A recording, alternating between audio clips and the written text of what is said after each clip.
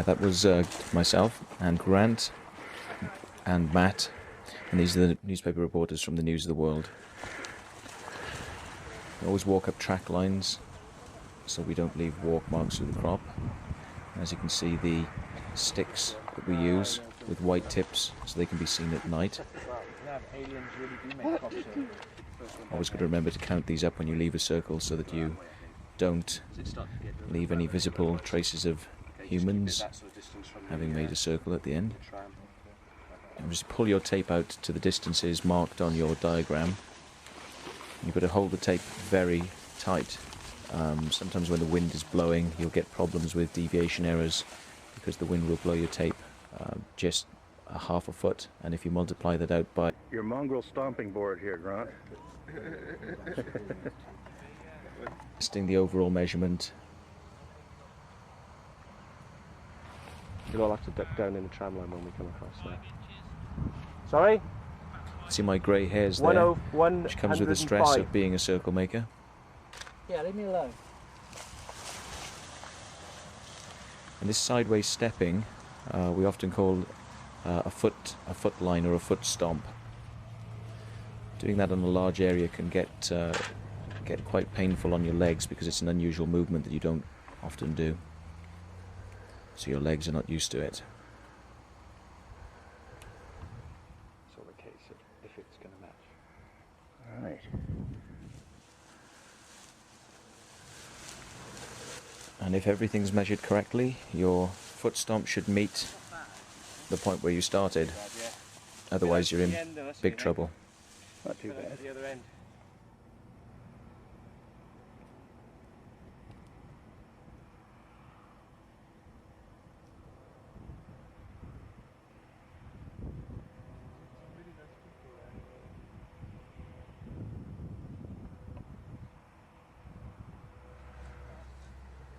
And now this is Grant here using a stomping board.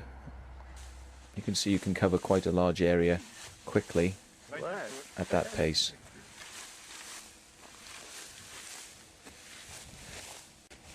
You see the crop, it goes no, that's alright. Thing to do is to obviously maintain the same technique throughout going around so that you don't change the style of the crop as it's viewed from the air.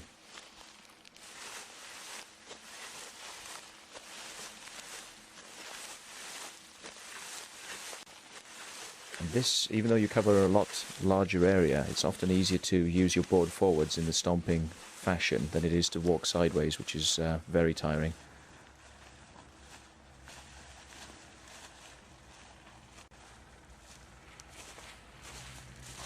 One thing I noticed with this wheat is... Yeah, Matt just commenting there that the wheat is very brittle as it's at the end of its life, and the heads are actually bowed down.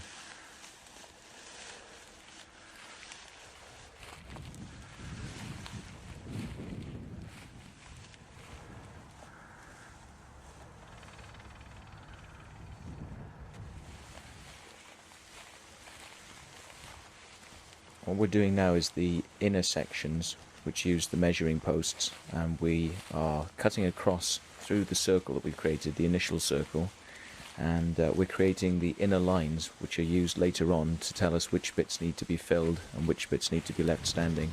But normally when you write, you do a big thick black pen, and when you've got enough light, you can just about sort of look without a torch. But if you do need a torch, you can just put a torch, very small torch, through your fingers, close it off, and you can sort of do that. Right. You can just about see without anybody being able to see from miles away. Okay.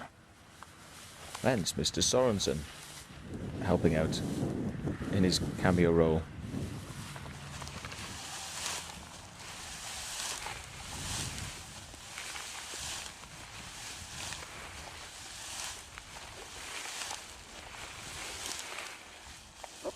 Magic stalk.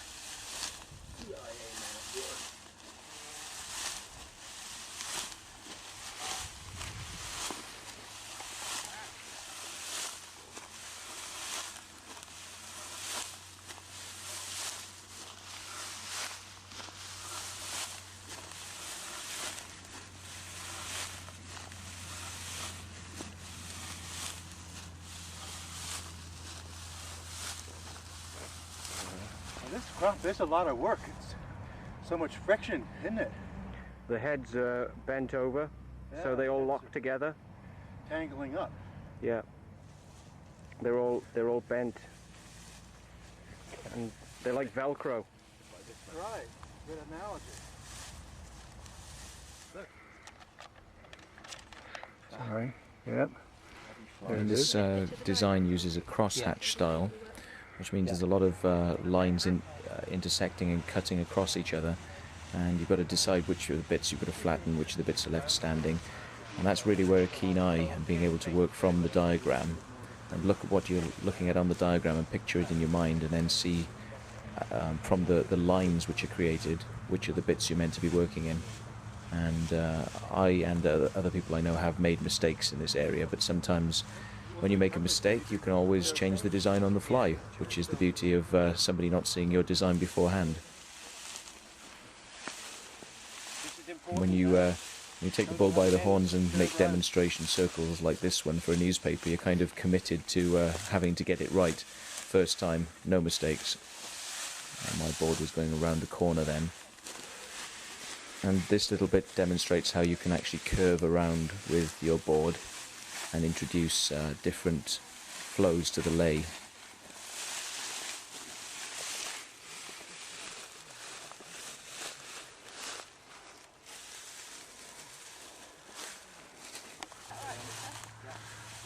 So when you reach an edge, you start to turn sideways, as Matthew is doing here. So you curve around, and this would change the direction of flow.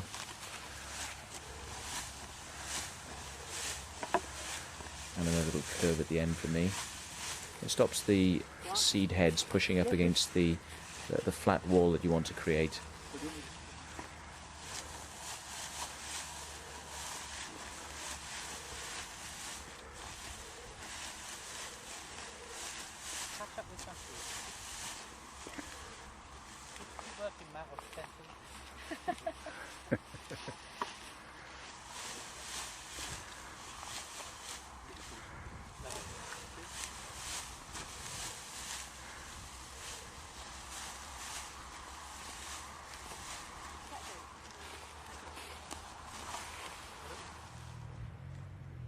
And a pole shot here from Peter, getting a little bit of an idea of what we're looking at now from the ground.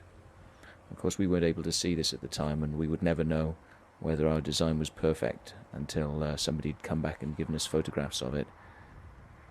But I was pretty confident with this one that we hadn't made any mistakes. It seemed fairly obvious from the ground.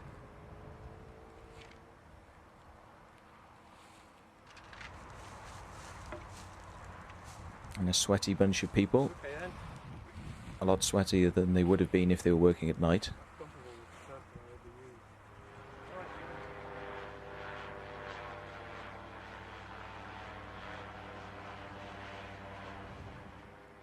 And this is the photo of the finished article, which I was quite pleased with, and appeared in the News of the World Sunday magazine supplement.